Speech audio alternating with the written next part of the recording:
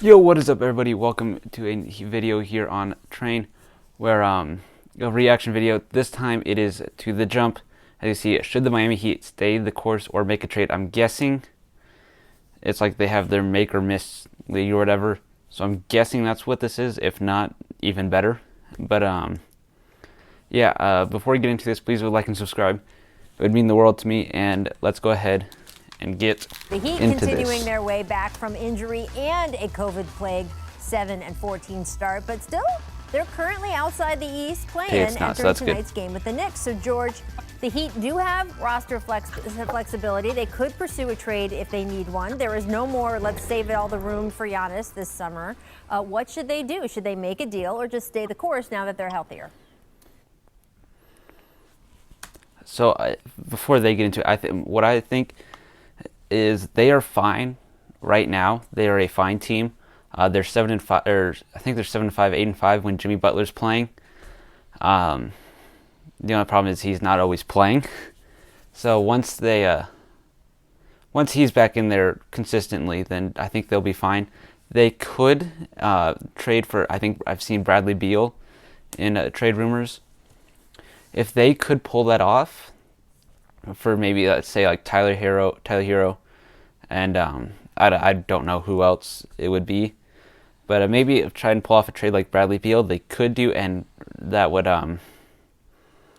put them at the very, very top, towards the top of the East in power rankings. But honestly, like for like this way this question is phrased, stay the course or make a trade. At least to me, it makes it seem like if they don't make a trade, they're gonna miss the playoffs. They're gonna make the playoffs. Okay, they just are. They play in a very weak division. They're gonna start racking up some wins. They're gonna start rolling. So I think if they want to compete, yes, they need to make a trade. But I think if they don't, they will make the playoffs and maybe have a decent playoff run. But let's Rachel, see what they I say. do think they need to make a deal, but I do think that them getting back on track, right? Jimmy Butler missing 3 weeks, almost half the games, is huge because guys were playing out of their roles. And let's not forget, Goran Dragic just missed 5 games. Bam missed a couple of games. There were a number of different guys that missed games either due to injury or COVID protocols, Jimmy being the guy who missed the most games. So when you had guys playing out of position, playing out of their roles, that created a big problem for them. And it's weird because they weren't really blown out in a lot of those games, which kind of goes to show you about their quote-unquote culture that either people love or hate to hear about. But nonetheless, I do think they need to make a move, whether that's a big move like a Bradley Beal, sure, of course, but 29 teams want Bradley Beal. Could they make a move for a Kyle Lowry? If Toronto's a willing participant, that would make a lot of sense. I think the Clippers will probably be in on that too. Yes, they would. And then there can be some small moves that they can make. Thaddeus Young, to me, is having a really good season for a team that is not very good in the Chicago Bulls. And I look at this Heat team, the one ingredient they're missing is a guy like Jay Crowder. Well, I think Thaddeus Young is a more versatile version of Jay Crowder. Why does Jay Crowder come to mind when you think of something the Heat's missing? I don't know. But Kyle Lowry, I don't know about for the Heat, because you already got Dragic, who is putting up good numbers. He's not as good defensively as Lowry is. It might just be me and like not liking Kyle Lowry, because I don't like him. But yeah, it could be that, but I don't think Lowry's a good fit here for the Heat. Bradley Beal, as I mentioned, would be a great fit, as he would be for 29 other teams. And then Thaddeus Young is not someone I considered, but yeah, it makes some sense. He is actually having a very good year for the Chicago Bulls.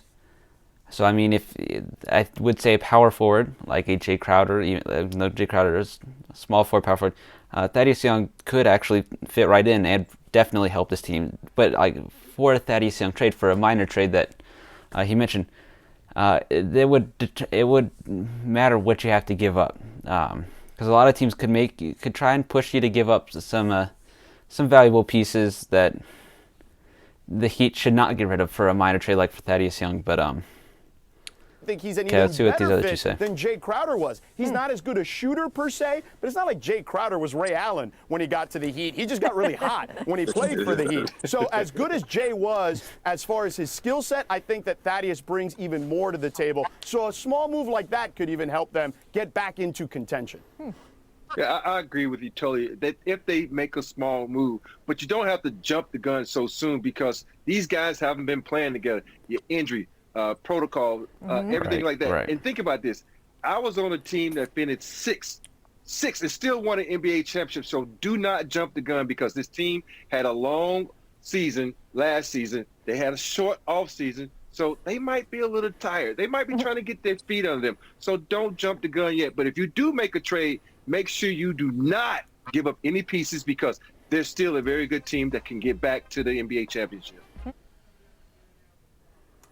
I think that's more or less what I was trying to say earlier. Like, they're still a good team.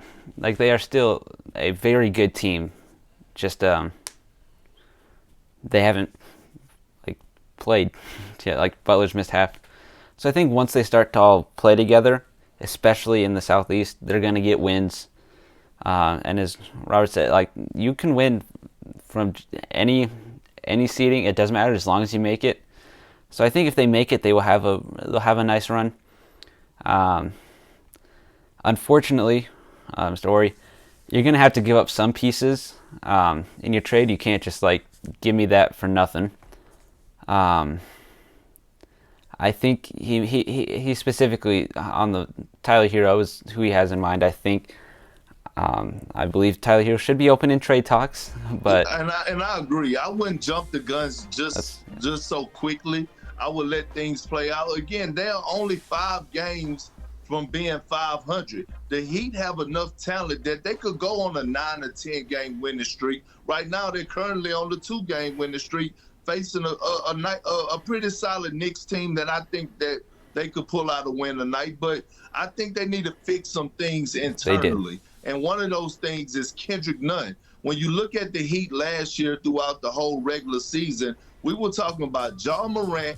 We were talking about Kendrick Nunn for his Rookie of the Years. And I thought these last 2 games, he has come into his own, having 26 and then I believe having 15 or 13 as a starter, but shooting 6 from 11 from the field. So getting those pieces and fixing a problem internally, the Heat are all right position. I wouldn't panic just yet. They're only 5 games out, and I feel like they could make up ground with the talent, and they have the best coach, in my opinion, in the game today, in Erik Spoelstra. Sorry.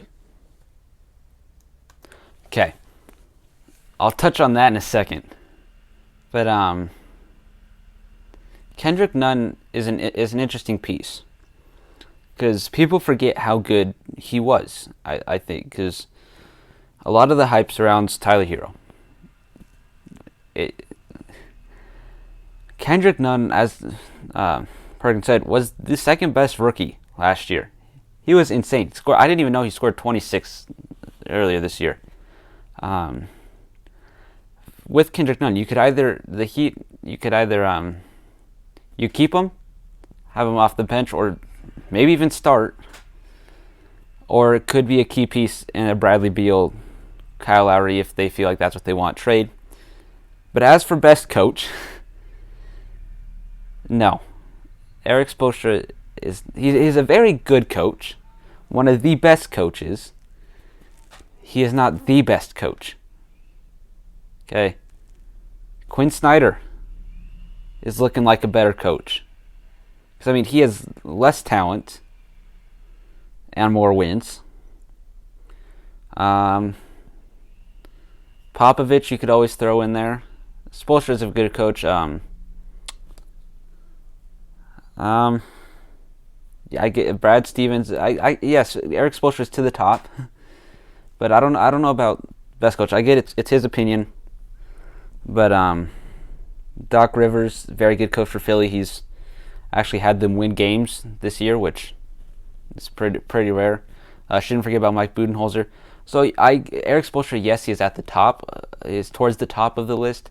I don't know if he is necessarily the top of the Eric, list. what he has done there for years has been incredible, and just sort of the regular confidence that he brings every player on that roster. I will say there's a little bit of a habits thing in that the Heat came from behind and won a lot last year, especially in the playoffs, and that was during games themselves, came from behind in games. But also, if you're a lower seed beating higher seeds, you are coming from behind in the bracket as well. Well, they did that, they were successful, and the next season that leaves you thinking, oh, we can do that. So the good side of that is they're confident during games, even when they're behind.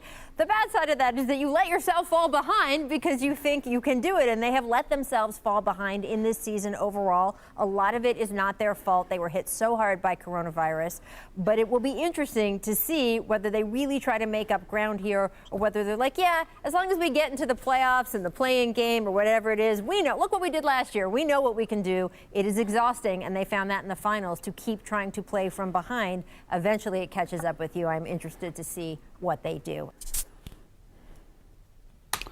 So that'll do it for me. I hope you enjoyed. If you did, please leave a like and subscribe. And I will see you all next time. Adios.